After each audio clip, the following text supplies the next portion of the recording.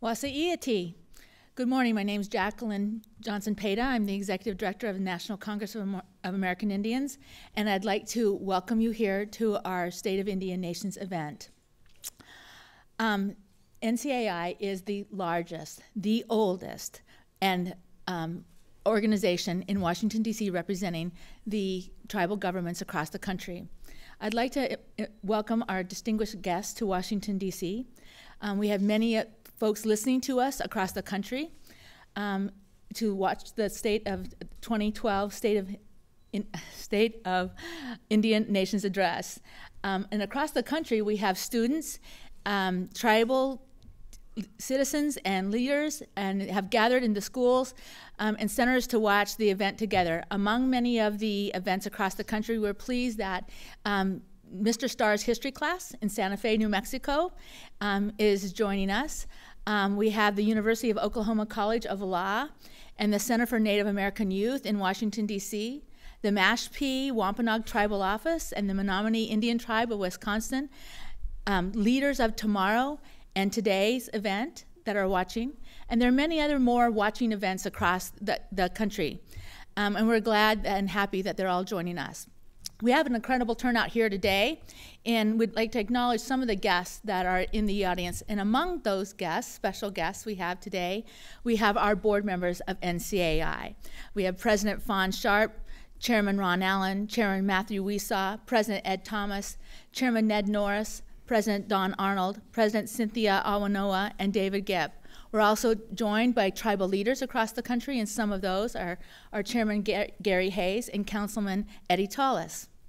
Among our federal partners, of course, we have the esteemed and honorable Daniel Akaka and Representative Tom Cole, the Assistant Secretary Larry Echohawk, Kimberly Teehee and Charlie Galbraith from the White House, Loretta Toole and David Mullen from the Senate Committee, Yvette Rubidoux from IHS, and Aaron Klein from Treasury.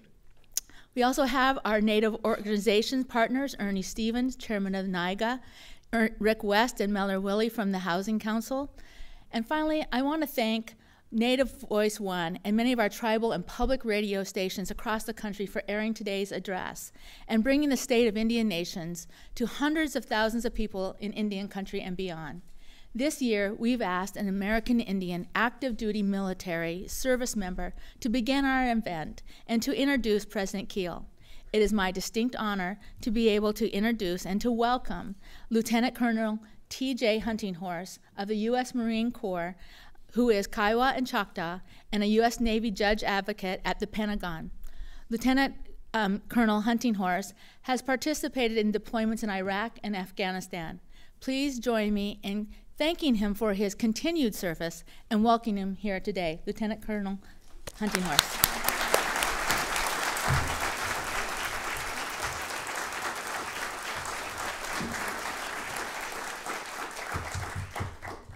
Thank you. Good morning, and it is my pleasure to introduce the President of the National Congress of American Indians, President Jefferson Keel. President Keel is currently the Lieutenant Governor of the Chickasaw Nation of Oklahoma and was recently unanimously re-elected to his second term as the President of NCAI.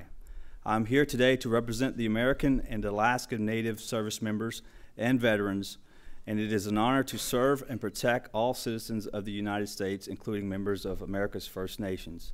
Today, there are tens of thousands of active duty service members and over 300,000 Native veterans who know the great sacrifice to protect our freedom and our sovereignty.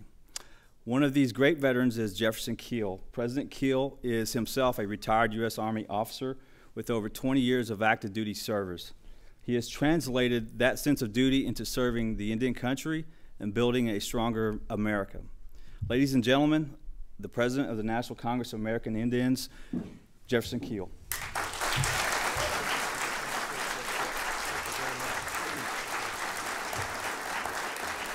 Thank you. Thank you. Thank you for that warm introduction. I want to thank the Native service members and veterans who have joined us today. Many know the story of Indian country, the challenges we have faced, and the ones we face today. But very few Americans know the story of hundreds of thousands of tribal members who have served in the United States military as far back as the Revolutionary War.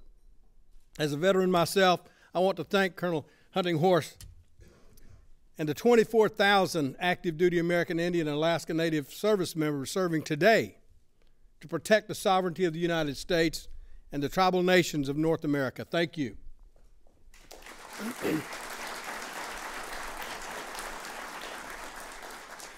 My fellow tribal leaders, tribal citizens and American citizens, members of the National Congress of American Indians, members of the administration, members of the 112th Congress, and those listening or watching today, I'm honored to speak to you all, but especially to address representatives of the more than 5 million Native people and the 566 tribal nations of Indian country.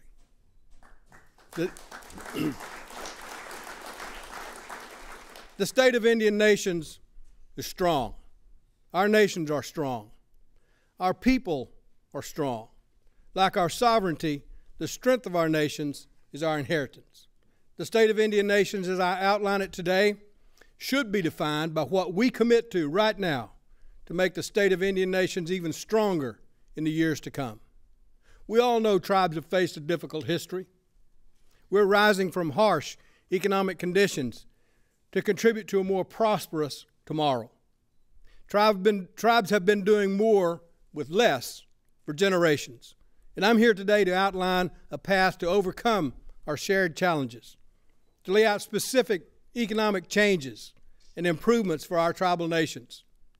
Some of these changes require legislative action, but many others can come from direct action by the administration. Ultimately, though, it will be the actions of Native people that can change their nations and our communities. Native people are the first Americans. Tribal nations are the first governments of this country, one of the 3 sovereigns recognized in the United States Constitution. And our America is a place where each member of the American family of governments contributes to a prosperous future. To achieve that vision, we need leaders who understand that Indian country matters, especially in a presidential election year. We're all aware of the impact an election can have on Indian country. And in recent years, many have come to learn that the door swings both ways. Indian country can have a significant impact on elections, and it can be game-changing. As the grandmas on the Navajo reservation and the young people in Alaska Native villages go to the ballot box this November, they're standing on the shoulders of those who fought hard for that right. As students at Arizona State University and veterans in foreign lands cast their vote, they're reminding America that we matter. In the 1940s, thousands of Native veterans returned home to a shocking reality. America had accepted them on the battlefield, but had no place for them at the ballot box. Ira Hayes, a member of the Gila River Indian community, who raised the flag at Iwo Jima, returned home to the homeland that he had defended and was denied the right to vote. Miguel Trujillo from Isleta Pueblo, who enlisted as a Marine in the days following Pearl Harbor, returned home to New Mexico and was denied the right to vote. These American heroes inspired the fight all the way to the federal courts for the right to participate in the 1948 elections. They expressed the power of the Native vote for the first time they cast their ballots, and it's been at work ever since. Stories like these have shown Native people that when it comes to Native vote, we can and we must think big. Simply put, we will work tirelessly in 2012 to see the highest Native vote turnout ever.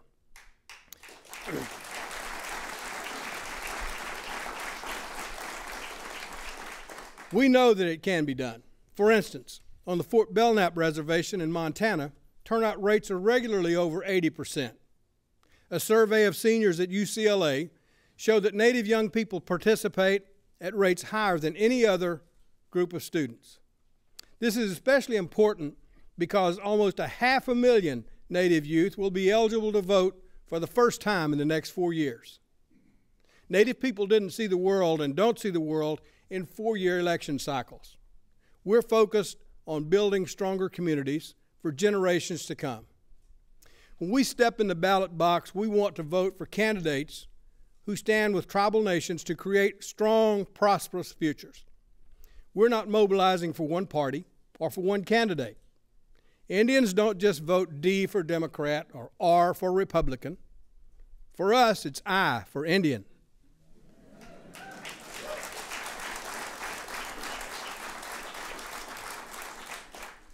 We're independent voters, and we'll continue to vote for the candidate who is strong on our issues and cares about our priorities. That's why today I'm calling on all presidential candidates to make sure Indian country is at the table during the campaign and throughout your administration. These specific actions should form the foundation of your Native policy platform.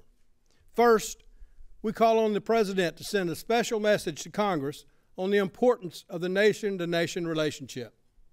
In 1970, President Nixon sent a historic message to Congress on tribal self-determination. That message launched the self-determination era, the very framework that allowed tribes to prove our capacity as governments. All presidents should do the same. Second, we call on the President to fully implement the United Nations Declaration on the Rights of Indigenous Peoples. We specifically call for a review of all existing federal law to ensure they're in alignment with the Declaration. Third, we call for an annual nation-to-nation summit and ongoing high-level meetings. This would institutionalize the current Nation Summit, Tribal Nation Summit, a meaningful commitment to our nation-to-nation relationship that must be upheld by all future presidents. We also call on the President to convene regular meetings on specific issues between tribal leaders and cabinet secretaries. Fourth, elevate Native people in the federal government. It's past time for qualified Native people to be seated on the federal bench. The appointment of a senior advisor on Native American affairs has advanced policymaking at the White House, and we applaud President Obama for his leadership. With the importance of the Indian budget in the coming decade, we urge the creation of an Office for Native American Programs at the Office of Management and Budget. And finally, we call upon all candidates to actively engage Indian country in your campaign. We invite each candidate to visit Indian country to outline your policy positions. We also urge the campaigns to make sure tribal nations are part of the discussion at the presidential debates.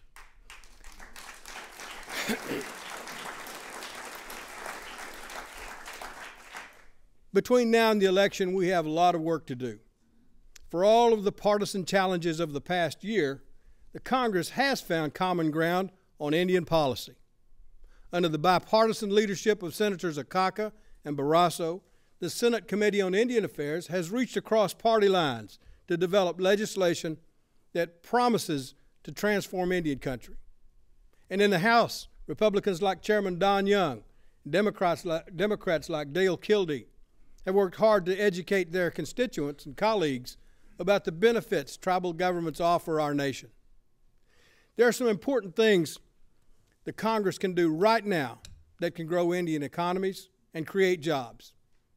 Without spending a dime, the Congress can fix the problems created by the Carcieri Supreme Court decision and offer certainty for land and trust transactions that are critical to Indian country's economic future.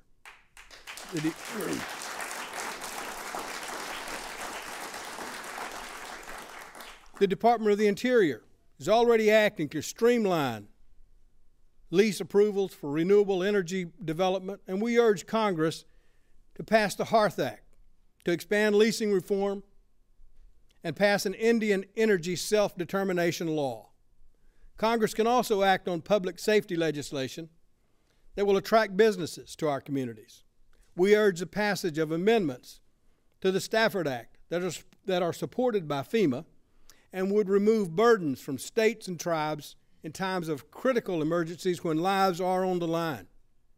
Native women are the protectors of our culture, our families, and our future. We call on the Senate to pass the Violence Against Women Act reauthorization, and the Save Native Women Act, both of which would take critical steps to address the horrific rates of violence being perpetrated against our women. The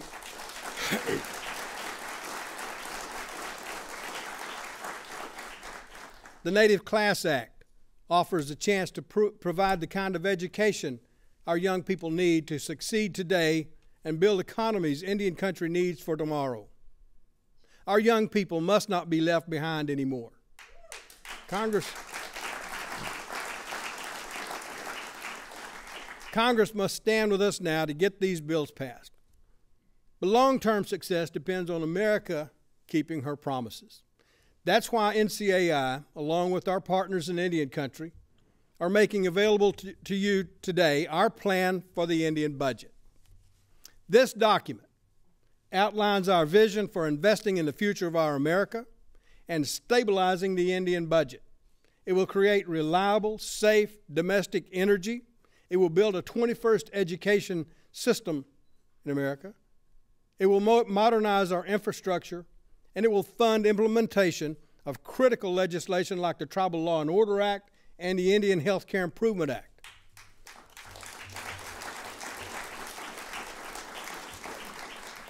Just as our plan holds hope for the future, the Budget Control Act poses great risks. The act requires Congress to cap discretionary spending for the next 10 years. Much of the funding that fulfills the federal trust responsibility is categorized wrongly, in our view, as domestic discretionary spending. The trust responsibility is not a discretionary choice. It is not a line item. It is a solemn agreement that has been sustained over hundreds of years. Unless Congress acts to hold tribal programs harmless, then starting in 2013, we're facing 10 to 15% cuts across the board for the next decade, cuts that will threaten essential governmental services and affect millions of Native citizens throughout vast regions of rural America.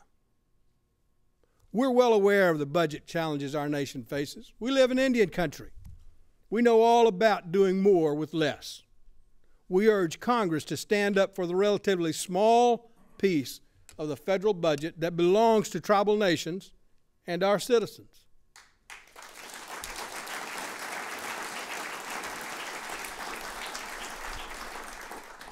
Protecting the Indian budget is the first step, but long-term success depends on tribal nations having the same opportunities to protect and preserve our communities that are available to state and local governments. We exercise jurisdiction over lands that would make us the fourth largest state in this country. We run dozens of programs previously administered by the federal agencies or states, and we protect reservation environments in the manner that states regulate off-reservation lands. Tribal governments have proven their capacity to grow our economies, educate our people, and manage our resources. We need the federal government to put decision-making power back in the hands of the people who live in Indian country, the people who know best,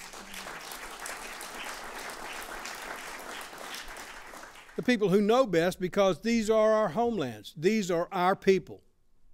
The old way of doing business causes missed opportunities every day. The Sioux Nation in Washington State saw this firsthand. The tribe had worked out a deal with Walmart for a big new store on the reservation. It was a great opportunity, a great deal. $1 million a year in lease revenue for the tribe and new jobs for tribal members and people throughout the community. As with every lease on Indian lands, the federal government needed to approve it. The process took more than a year, and by the time it was approved, economic conditions had changed. Walmart had made other plans. $1 million for Swinomish people, gone. All those jobs, gone. And this is not an isolated story. Many tribal leaders can tell you stories today about business opportunities lost because of red tape. This is why our federal partners have already proposed crucial lease reforms to free our economies. Tribal nations, again, have proven our capacity. We don't need government involved in all our business decisions. We need flexibility. And by creating it, we will remove barriers that cost us jobs and opportunities. This is a goal I think we can all agree on across the political spectrum. And it's something we can achieve with a change in policy, not an increase in spending. This is the kind of solution that Washington is crying out for, and we in Indian country are eager to answer the call. Ensuring government flexibility will yield more efficient programs and spending because decisions will be made by those best in position to respond to the community needs. It will also relieve administrative burdens at the federal level. This message comes directly from tribal leaders. We went to them with one simple question: what can we do with what we have already without asking for more resources that will provide greater opportunity for Indians, create more impact for federal programs? And over the answer came back: we need freedom at the local level to best use our limited resources. We know what's best because we live in Indian country. We know where the needs are, when we know what works for our people. No one understands Indian life better than the Indian nations themselves, those people who live there daily. Give us the flexibility. The Standing Rock Sioux tribe, North Dakota, delivering broadband services across their reservation because of governmental flexibility. The FCC's decision to designate Standing Rock Telecom as an eligible telecommunications carrier means they are the first fully tribally owned and operated broadband company that can receive universal service funds. This designation has empowered Standing Rock to own and operate essential telecommunications infrastructure. This offers avenues for economic development, opportunities to preserve tribal languages and culture, and infrastructure for distance learning programs. That's the kind of flexibility we need in Indian country, when only 1 in 10 Native people have access to broadband today. The Reno Sparks Indian Colony in Nevada opened a 65,000 square foot health facility in 2007 that showed the promise of tax-exempt bond financing. Almost $16 million in bonds funded a full-service clinic that serves 100,000 people each year. This project created permanent jobs and built the infrastructure for quality health services. Tribes were denied full access to this source of financing until the Recovery Act created a limited bond offering. Based on that experience, the Treasury released a report in December recommending the governmental parity for tribal nations because it works. This will bring huge economic benefits to tribes and surrounding regional economies. Education is another example where flexibility can prepare our children for the global marketplace. The Cherokee Nation's Language Immersion School formed an innovative partnership with Apple Computers to integrate technology and the Cherokee language. They developed Cherokee language software for use on Macintosh computers, on iPhones, iPods, and iPads. Students even chat online in Cherokee with students from Eastern Band of Cherokees in North Carolina. This is a powerful example of tribal innovation and initiative, the type of innovation that vesting tribes with greater authority over our own programs unleashes. Whether in economic development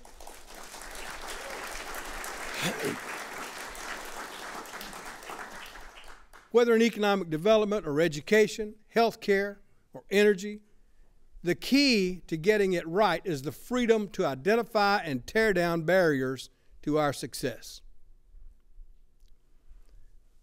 Tribal leaders carry with us a dream. It's a dream passed down from our parents and our grandparents.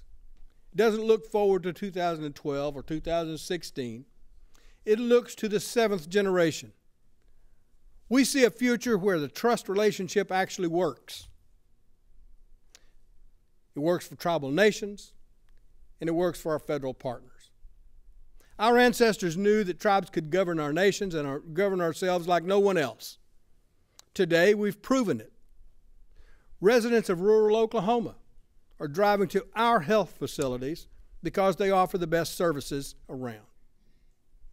States and counties are turning to our traditional knowledge to best manage natural resources. Citizens of these rural states are coming to tribes for job opportunities and good education at tribal colleges.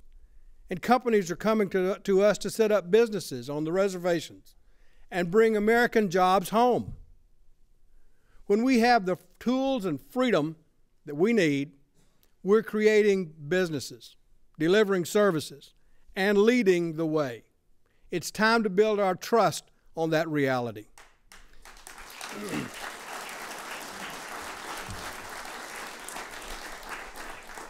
That trust also requires consultation, legally enforceable consultation. Without the power of legislation and accountability, free, prior, and informed consent are just some nice words on paper. As President Obama himself said when he announced his support for the UN Declaration, what matters far more than words are actions to match those words. We call for action to make consultation count. Enforceable consultation means we must talk about another idea, tribal consent.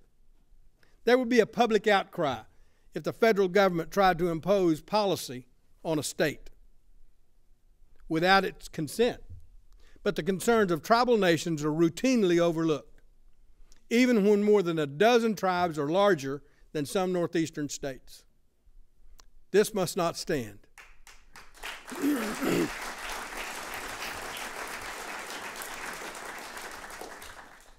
Our America is a place where all candidates know that we matter, and America sees it at the ballot box. It's a place where each and every president honors our unique nation-to-nation relationship, where Indian country is always at the table, not just because it's a good idea, it's the right thing to do, but it's because it's a smart thing to do. Our America is a home to a Congress that works across party lines to free our economies. Our America is a place where governments keep their promises. Our America is where tribal nations create economic opportunities, where people come to us for the best jobs. It's a place where tribes are on the forefront of new technology, high-tech manufacturing, telemedicine, and clean energy. Our America is where indigenous people reach across borders and bring home economic opportunity for all Americans. As the oldest governments in this country, tribal nations understand what's required to overcome stark economic conditions. Perhaps more than any other time in history, our nations must stand together, empowered to make profound and permanent improvements in the lives of our people. Our nations are committed to the success of the United States of America.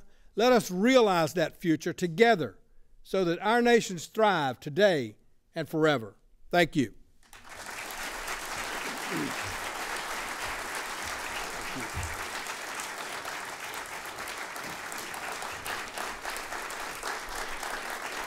Thank you. Thank you, Senator.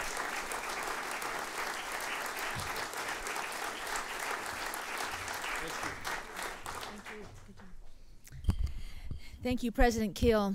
And now I have the privilege of introducing the champion, one of our champions from Congress, and one of our dear friends. Congressman Tom Cole has agreed to give us the congressional response. He is a fifth-generation Oklahoman, an enrolled member of the Chickasaw Nation.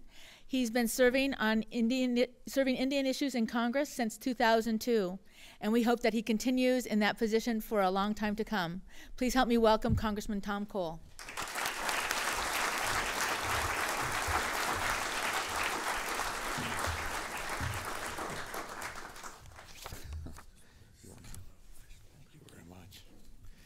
It's an honor and a privilege and a pleasure to follow my good friend, my fellow Chickasaw, Governor Jefferson Keel, Lieutenant Governor Jefferson Keel. Governor Keel was here to give you and did give you a thoughtful and an eloquent address. I'm here to prove to you that not all Chickasaws are thoughtful and eloquent. But it is my privilege to look across Indian country, and I do so like everybody in this room, or probably everybody in this room, as an American, and a very proud American.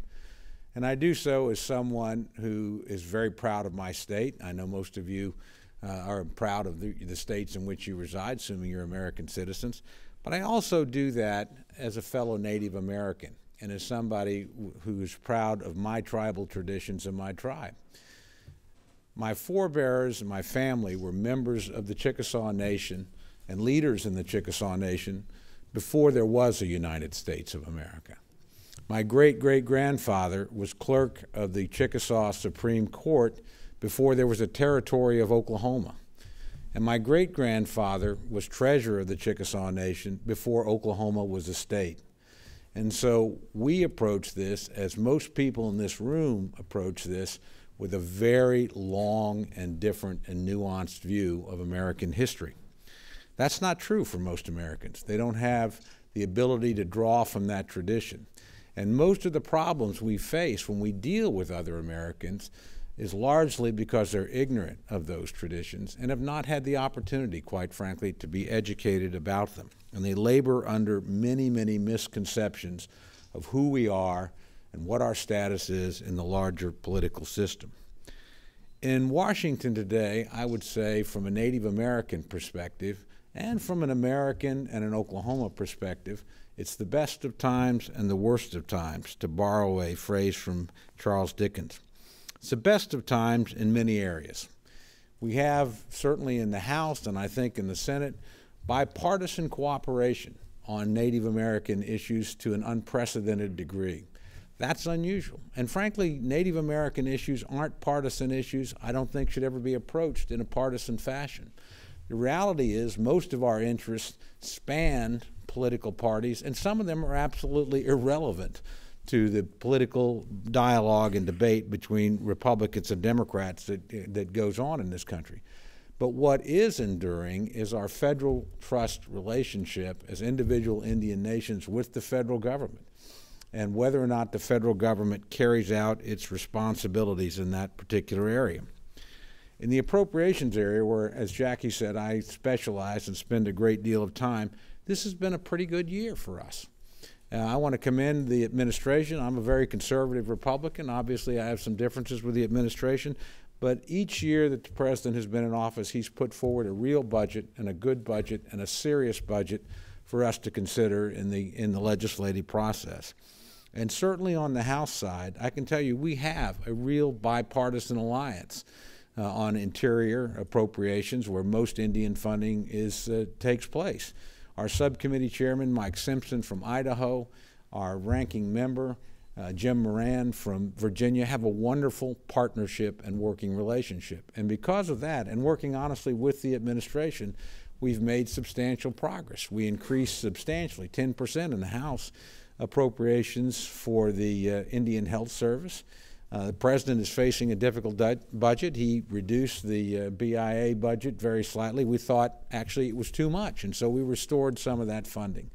And if you look at Indian funding on things like impact aid, on things like housing across the board, while it didn't see the same increases that we saw in other areas, it was actually essentially held harmless in the House. And that's a good thing when we're experiencing difficulties in other areas. So that bipartisan relationship has been very powerful and very good. I think you've also seen it expressed in the establishment in the Natural Resources Committee, for the first time in many, many years in the House, a subcommittee on Indian and Native Alaskan affairs. That's something that my good friend Dale Kildee and I have worked on for many, many years and finally came to fruition. That would not have happened if Doc Hastings, the Republican chairman of that committee, had not been supportive of that. And he put in as the chairman Don Young from Alaska, and we have no better ally on Native American issues than Don Young. And his partner in that, my friend Dan Boren from Oklahoma, is equally committed and equally knowledgeable. So that's been a really good thing, and it's provided a vehicle where we've begun to get much more in the way of attention, focus, and momentum for issues that are important in Indian country. Let me mention just a few of those. H.R. 2362, I'm a Chickasaw, so of course I'll always start out with my own legislation, which is a trade bill. A trade bill because we have a unique opportunity with the country of Turkey, which has a long-standing interest in Native American affairs and a profound belief that the Turkish people are related to Native Americans, and wants to move ahead and wants to partner with individual tribal nations for economic development. That bill has been heard in the subcommittee and is now awaiting floor action. Or we have H.R. 205, the Hearth Act by my good friend Representative Heinrich from New Mexico, Democratic bill. Very, very important in extending tribal authority in surface leasing areas, things that would give individual tribal governments precisely the kinds of flexibility and authority that Lieutenant Governor Keel was talking about in his address. And that's a bipartisan bill, a good bill. It too awaits floor action.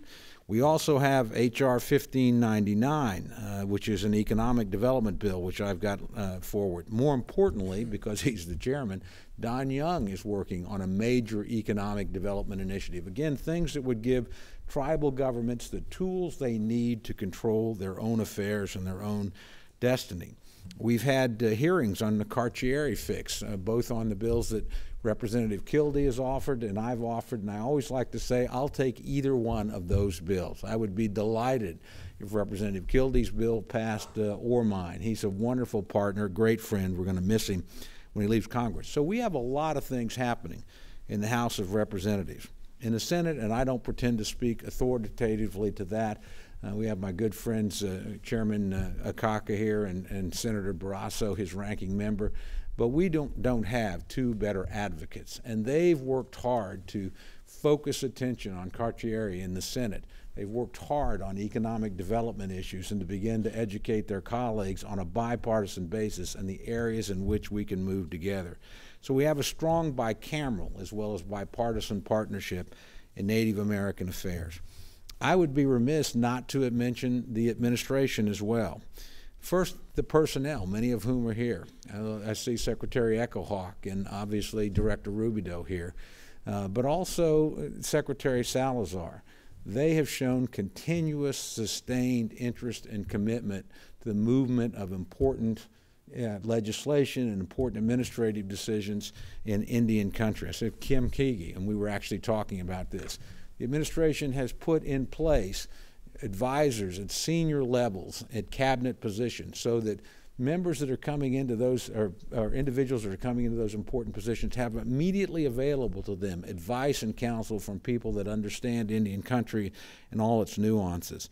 And of course, obviously, the presidential initiative on the Native American Nation Summit, I think, is really one of the hallmark contributions to institutionalizing and strengthening the relationship between tribal governments. I could go on, individual initiatives that the administration has taken on surface leasing and on renewable energy. I'd like to, as an oil and gas guy and a coal guy, to get some subsurface flexibility there, but we're going to work on that. And this was a very important step in the right direction on the part of the administration. So there's lots of good things happening there. And again, the good things that happen are almost invariably bipartisan things where we found common ground, can work together for the good of Indian country. On the other hand, when I say it's the worst of times, there are some challenges. I think particularly we need to have more bipartisanship in the appropriations process between the two bodies. The reality is the House this time outdid the Senate in terms of its commitment to funding of Indian programs. And when we got into the process of negotiation, we basically were fighting a bipartisan alliance on the House that wanted to keep money in Native American concerns, particularly in the health area. And on the Senate side, it wasn't so much opposition, it was just simply other priorities. They're not against what we're trying to do, but they have additional priorities. I would argue there actually should be few, if any, priorities higher than the trust relationship that the United States has with individual Indian nations.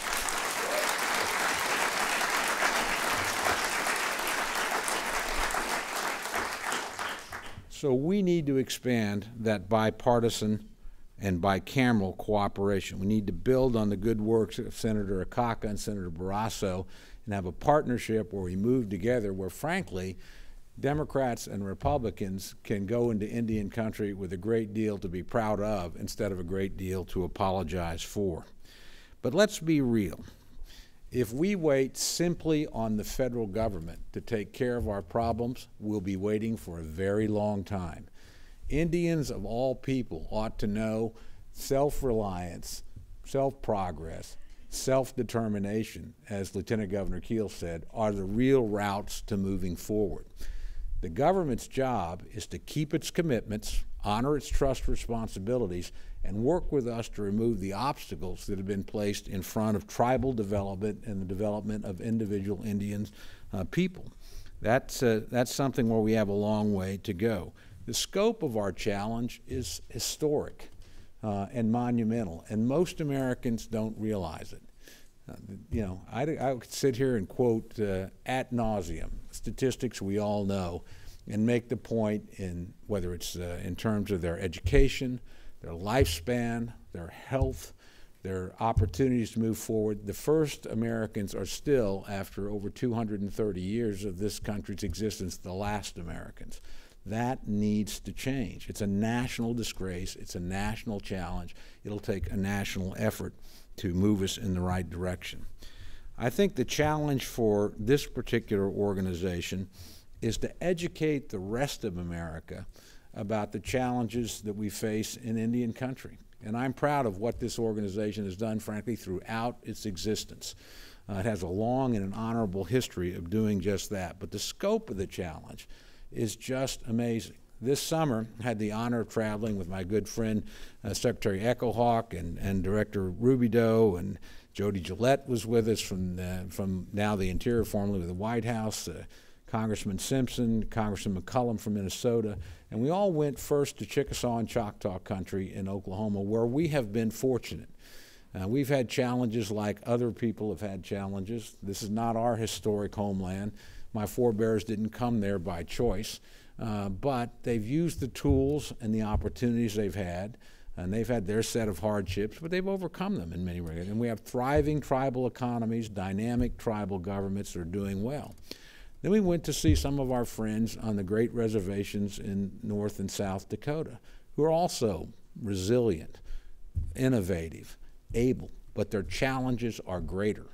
And the challenges they face, Americans should see. They should go to Pine Ridge.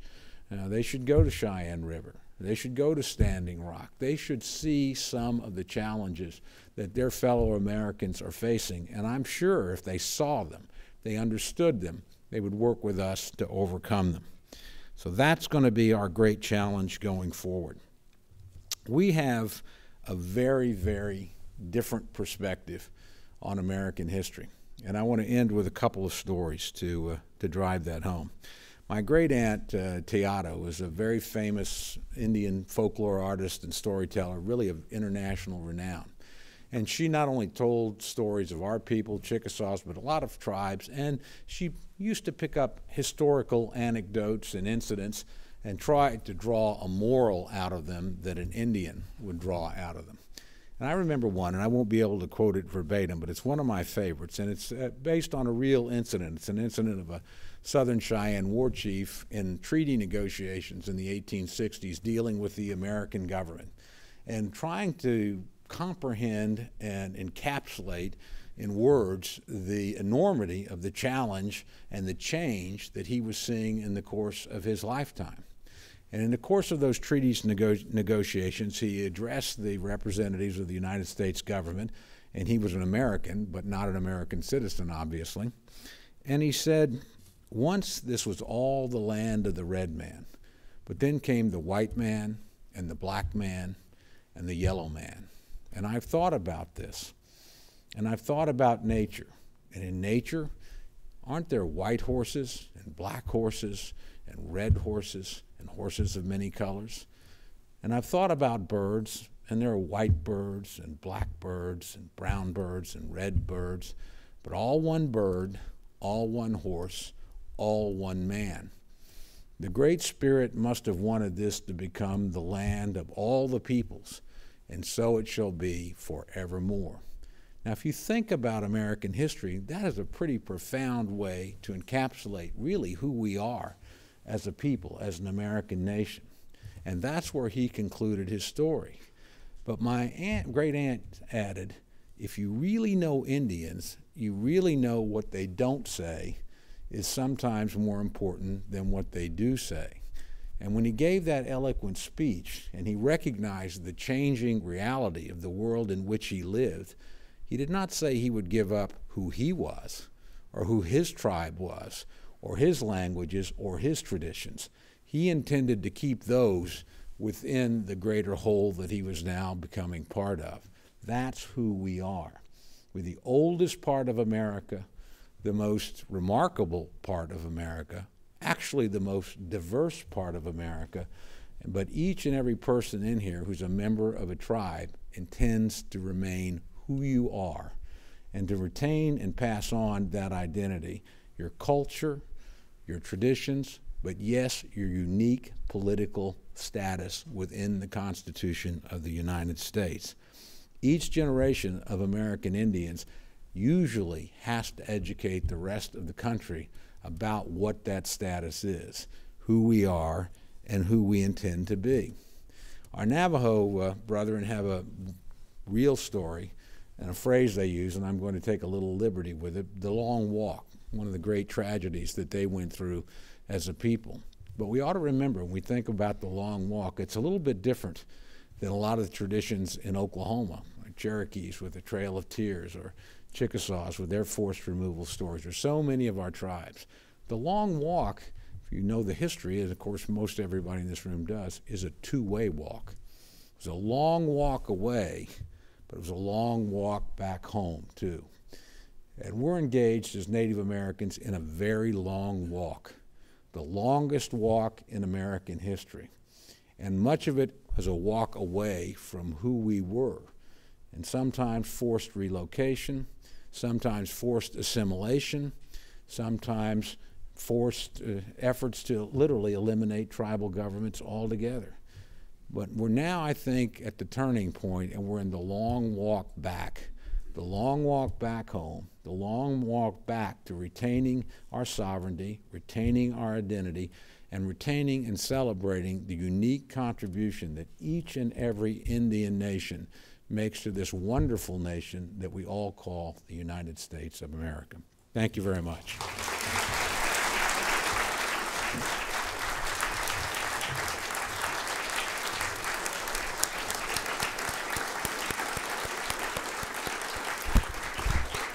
And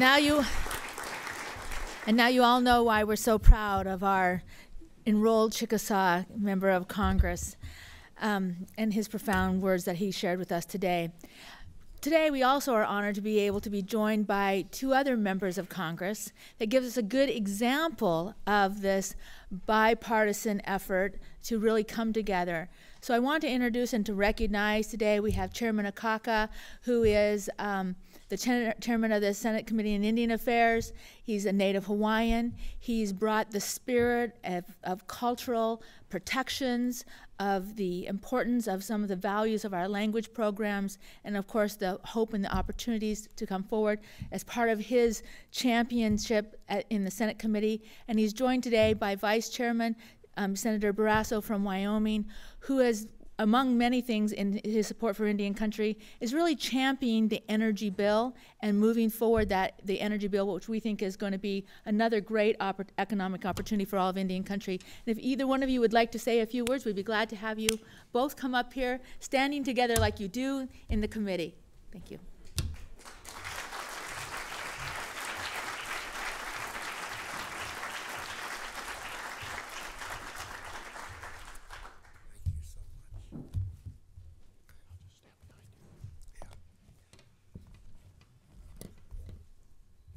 Aloha. Aloha mai kako. It is a pleasure to be with you today and to hear NCAI President Keel's assessment of the State of the Indian Nations and outline tribal priorities for the coming year.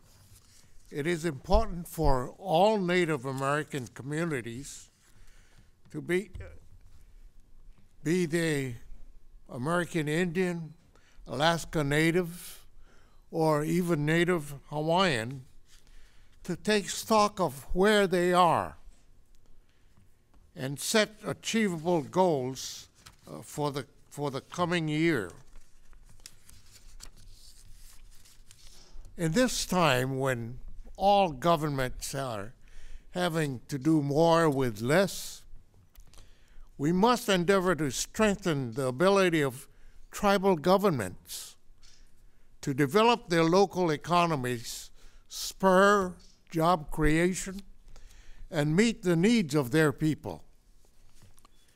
As chairman of the Senate Committee on Indian Affairs, I am committed to reminding my colleagues about our trust responsibility and the promises made to tribal nations, and working to protect the federal programs and services that are mandatory to meeting that responsibility. Vice Chairman Barrasso and I continue to lead the committee in a bipartisan manner to resolve ambiguity in federal law regarding the rights of Native communities and the jurisdiction of their governments. We look to advance Native solutions to Native concerns. In this Congress, the committee has held numerous hearings, roundtables, and listening sessions, because I believe in hearing from the stakeholders as we do important work impacting Indian country. Native communities are innovative in their approaches to self-sufficiency, particularly in energy, economic development, and education. They are demonstrating the capacity to meet the needs of the communities, and we must remove barriers to their work. In keeping with the federal policy of self-determination and self-governance, the committee will continue to build the record on issues vital to Native peoples, their unique identities, and the importance of their homelands. We will work with you to build the foundation for a new era in the government-to-government relationship. You also have a strong partner in the Obama administration in Assistant Secretary Larry Echohawk. And we've had good cooperation with them and relationships, and also with the Secretary Salazar as well. As many of you know, my two top priorities are the Carcieri Fix legislation and the Native Hawaiian Government Reorganization Act. Both are vital to ensuring parity in federal law and resolving ambiguities in America's relationship with its First Peoples. The Carcieri Fix bill clarifies the Secretary of the Interior's ability to take lands into trust for all tribes, an authority that the Secretary has exercised for more than 75 years. Carcieri has created instability in Native and rural communities across the country, and a legislative fix creates over 100,000 jobs for American workers and significantly improves law enforcement on and near reservations. We are seeing new legal challenges to the status of Indian lands. These kinds of lawsuits cost money, and that is better spent meeting the needs of Native peoples. This issue has bipartisan and bicameral support, and I extend my aloha to my good friend Tom Cole for his leadership on this issue. Almost 120 years ago, the United States aided in the illegal overthrow of the Kingdom of Hawaii, depriving Native Hawaiians of their traditional government. Shortly thereafter, the Congress began exercising its Indian Affairs powers to address Native Hawaiian conditions and has done so in over 150 laws. 100 years later, an apology to the Native Hawaiian people for the United States' role in the overthrow of the kingdom and the suppression of their right to self-determination was enacted. Native Hawaiians have waited too long for justice. It is time to make things right and pass my bill. Under my direction, the committee will continue to advance several other important bills. The Native Class Act empowers Native communities to implement strategies that produce strong educational outcomes for their children. The Save Native Women Act ensures that tribes have the authority and resources to address issues of violence against women. These bills go to the heart of a community's ability to thrive.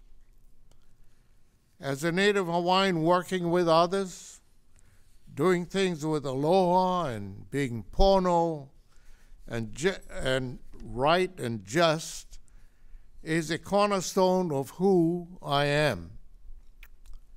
My career is proof that being who we are as Native peoples is effective in Washington, D.C.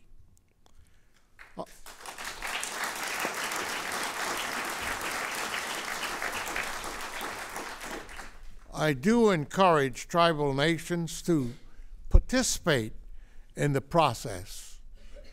Meet with my committee staff to share your concerns and solutions, and continue to holomua to move forward together. We are part of a great nation, and we must continue to keep it great. And by coming together and working together, we can bring it about. Mahalo nui loa, and I look forward to working with you all on your priorities. I want to thank you for giving me this opportunity to make these remarks. God bless you. God bless your families. God bless the Indians and the NCAI and the Alaskans, and God bless the United States of America. Aloha.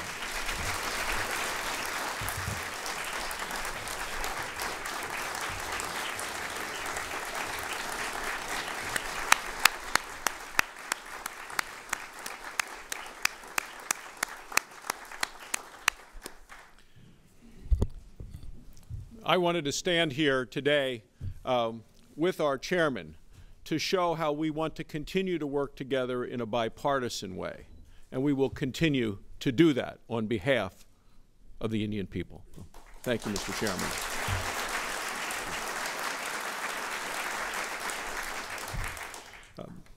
I wanted to be here to express to President Keel my appreciation, my admiration, and my respect.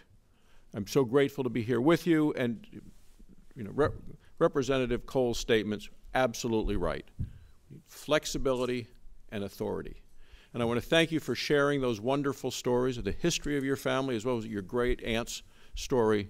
Those are lessons that we should and can never forget. They are critical to all of us. Listen very closely to the remarks, and to me it all comes down to this. What's the headline of this? It's tear down the barriers to success. And you continue to face those barriers to success. It's remove the obstacles, as you have said, and that's what we are going to continue to do as we work to remove the obstacles that stand in the way of economic success, of jobs, of health care, of education, and a better way of life. So I just wanted to be here to share with my chairman and with Representative Cole all of our concerns as well as our good wishes. So thank you so much for letting me be with you today. Thank you.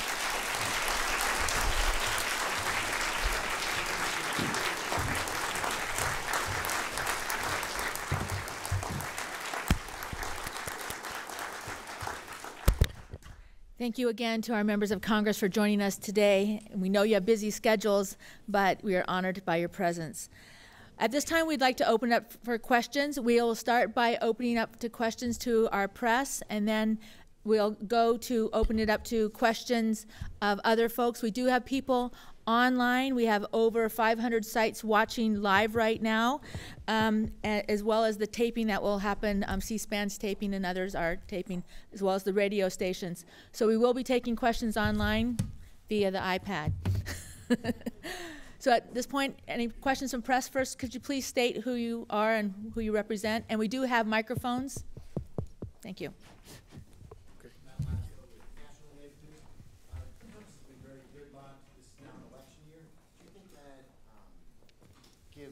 Do you think that allows tribes and especially some of these bills that have lingered in the Senate, do you think that kind of opens the door for some of these bills, because there is such bipartisan agreement on them, to become top priorities for this Congress?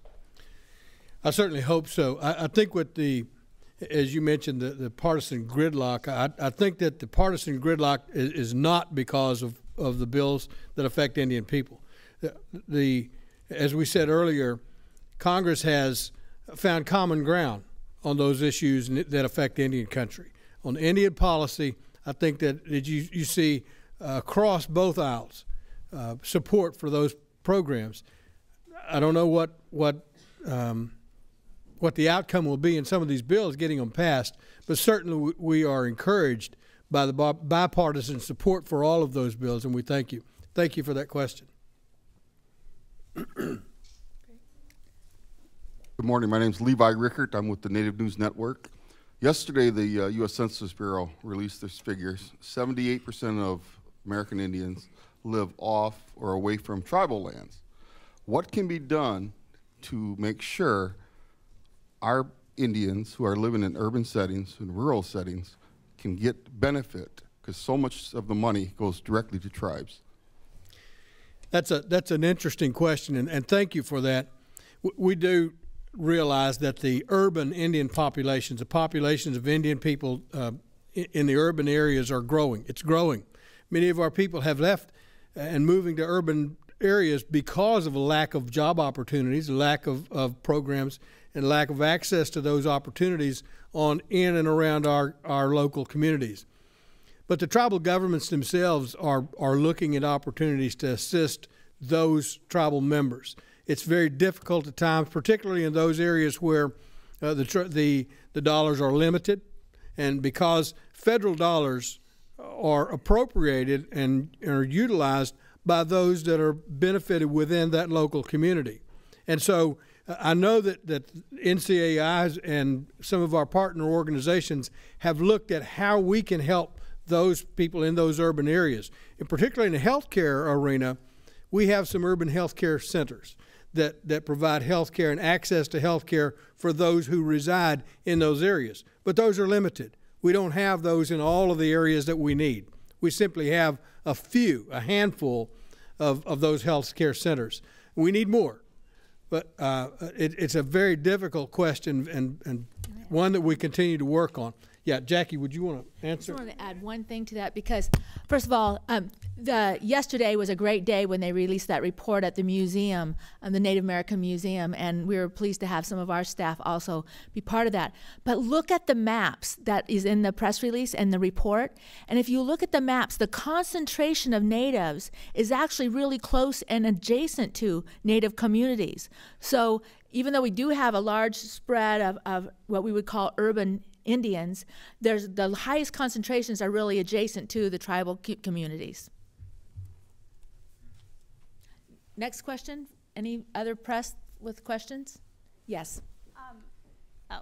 Alex Reese, Cronkite News Service. I was just wondering how the President's State of the Union was obviously the other day, and he did mention the 24,000 Native Americans that are in the armed forces. However, he failed to mention much more about the Native American communities. What is your response to that, especially because, as you said, you are the first Americans? Thank you. Obviously, we'd like a lot more exposure. We'd like a lot more comments from the President about the Native communities and the policies that affect our citizens. But I think the State of the Nation addressed by the President was directed more to Congress. I think his priorities was looking further and was more broad in the context of the nation as a whole, and not necessarily focused on Native America. A few months ago, a month or so ago, there were tribal leaders at the Tribal Nations Summit that was held here in Washington, D.C. in December. Tribal leaders, 12 tribal leaders were able to sit down and meet with the President one-on-one on one afternoon. And many of those tribal leaders, in fact, all of the tribal leaders that were there, I happened to be honored to be part of that. We did direct questions to the President, and we asked him for specific areas of support. And obviously, the time was limited.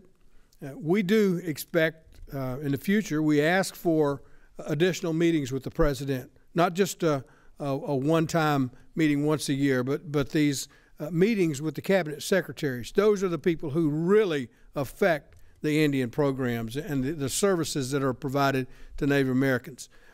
But we ask for that, and we ask for support. We ask for meetings with the Office of Management and Budget and other high-level agencies. That's where really we need to be concentrated. So you would love to hear the President address and talk about Native Americans, but it's up to tribal leaders to continue to ask for access to the White House and access to him.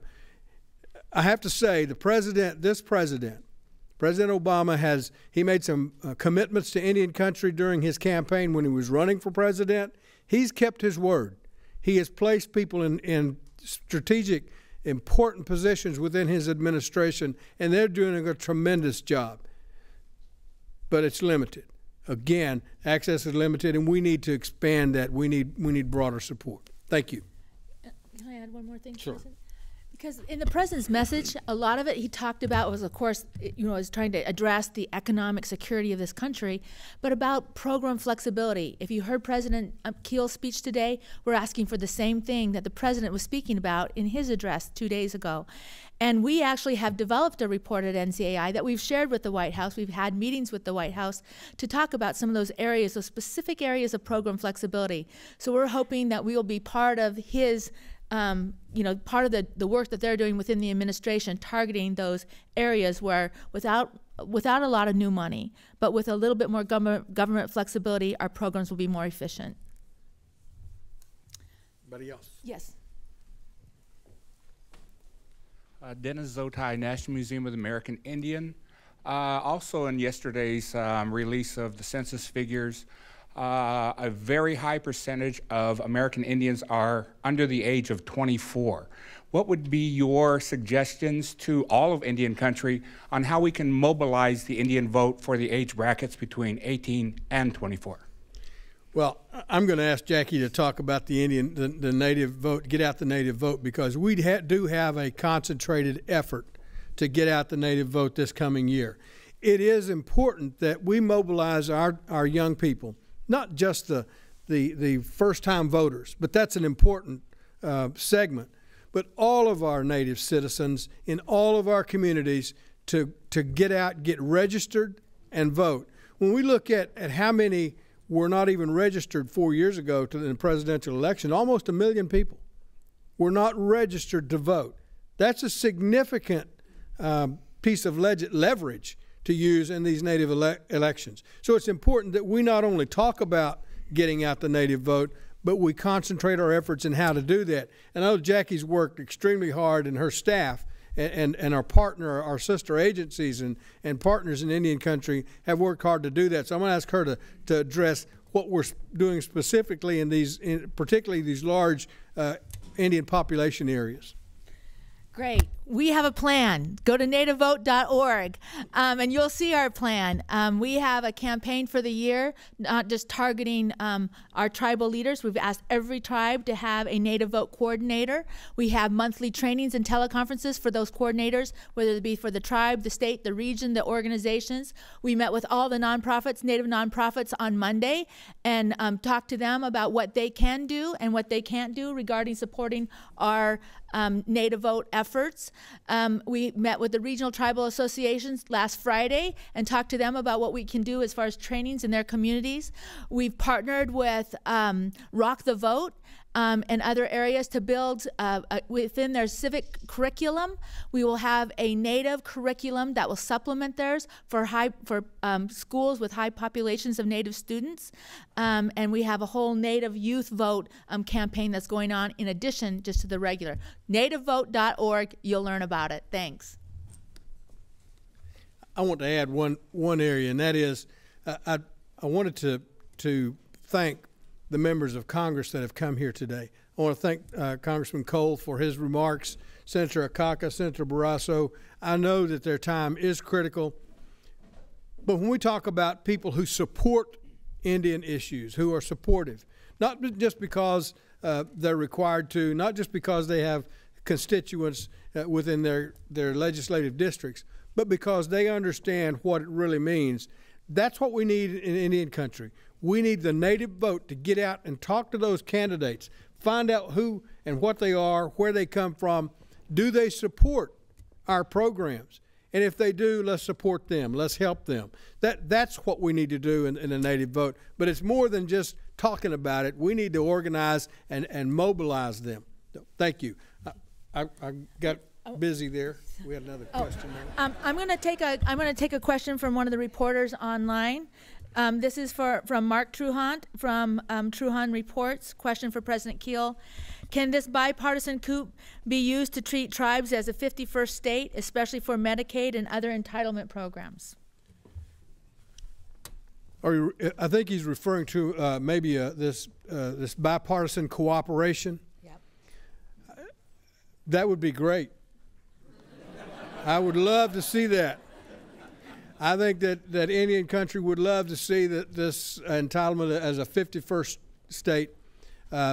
There's been a lot of talk about that in the past, and we talk about, particularly at the Centers for, CMS. I know that they've talked about some of these regulations and how we can expand those, and I know that Dr. Rubidoux is here. She's leading some efforts in the Indian Health Service at HHS to get Indian people and Indian programs involved in how we can expand the services to all Native Americans. So I want to thank her for that support and that help.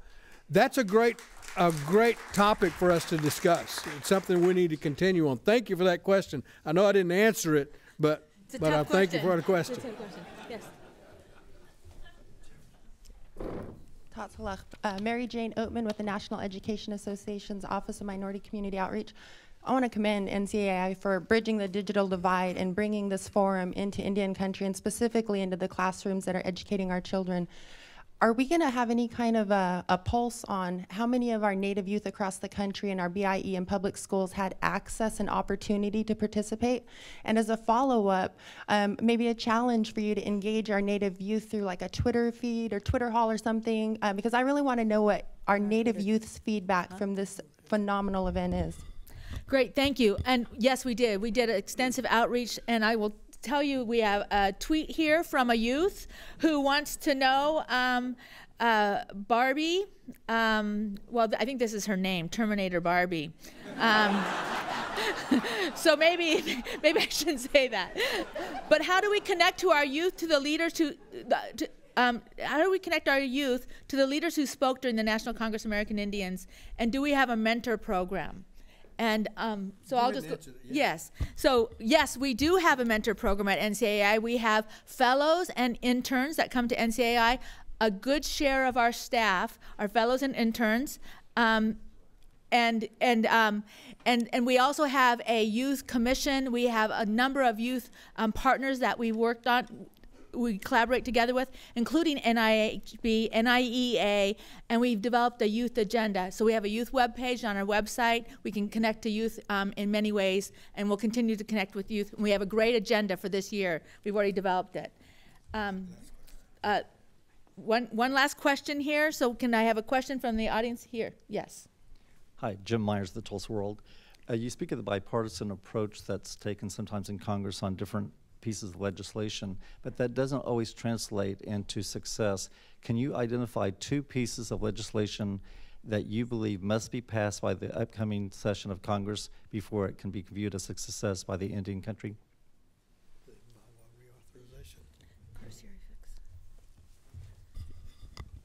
I think the most pressing need that we have is the Carcieri fix. The legislation, that's been the priority for Indian country for the past several years, and it has been, it almost was passed last year. We almost got there. It ran into a hold, I believe, but that is the number one priority. The other would be, as we mentioned earlier, the Violence Against our Women Act reauthorization and the Save Native Women Acts. All of those have bipartisan support. But number one would be the Carcieri fix. We absolutely need that fixed today. Thank you. Thank you. Okay. And I apologize, we ran out of time for questions, but everyone who sent us an electronic question online, we will be answering those questions to you. If you have other questions, we'd be glad to answer them. You can get a hold of our press office or go to ncai.org, and those questions will be forwarded on to us. I want to thank you for listening and being part of our annual State of the Indian Nations address. And on behalf of the National Congress of American Indians, I'd like to thank C-SPAN, Native Voice One, and the tribal public and radio stations across the nation, and all the online viewers at ncai.org for realizing the importance of and covering this event today. Thank you. Ganesh Chish.